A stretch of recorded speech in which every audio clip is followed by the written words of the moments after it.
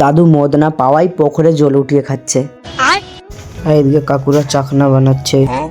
তো পুরো ঘটনাটা জানতে হলে শেষ অবধি দেখো। তো আজ আমাদের গ্রামে একজনের বাড়ি সম্পূর্ণ করার জন্য ছাদ ঢালাই করা হচ্ছিল। আর যারা ছাদ ঢালাইয়ে কাজ করেছিল তাদের জন্য খাবারের আয়োজন করা হয়েছে। শুধু তাদের জন্য না, পুরো গ্রামবাসীর জন্য খাবারের আয়োজন করা হয়েছিল।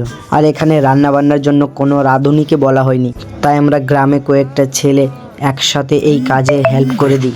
তো আমি আজ সারাদিন এই রান্নাবান্নার কাজেই ছিলাম, তাই আমি এই রান্নাবান্নার কাজই তোমাদের সাথে শেয়ার করছি। তো প্রথমে সবজি বানানো হচ্ছে।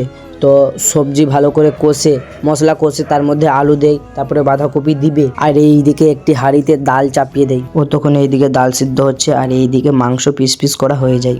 আর এদিকে একটা ছেলে কখন চাকনা বানিয়ে মদ নিয়ে বসে যায়। তো যাই হোক, সবজি বানানোর পরে এবার মাংস বানাবে। তো মাংস বানানোর জন্য প্রথমে কড়াইয়ে পেঁয়াজ রসুন যাই হোক মশলাপাতি দিয়ে দেয়। আর মশলা ভালো করে কষে নেওয়ার পর মশলার মধ্যে মাংস দিতে শুরু করে, তারপর কিছুক্ষণের মধ্যে মাংস হয়ে আসছে। আর মাংসর ফাইনাল লুকটা তোমরা দেখতেই পাচ্ছ। তারপর মাংস হওয়ায় সেই কড়াই থেকে কয়েক পিস মাংস উঠিয়ে দাদুদেরকে দিয়েই দেয়, এরা হাড়িয়া খাবে বলে। তারপর আমার এখানে ব্লগ শেষ হচ্ছে। দেখা হচ্ছে পরবর্তী ব্লগে। টাটা।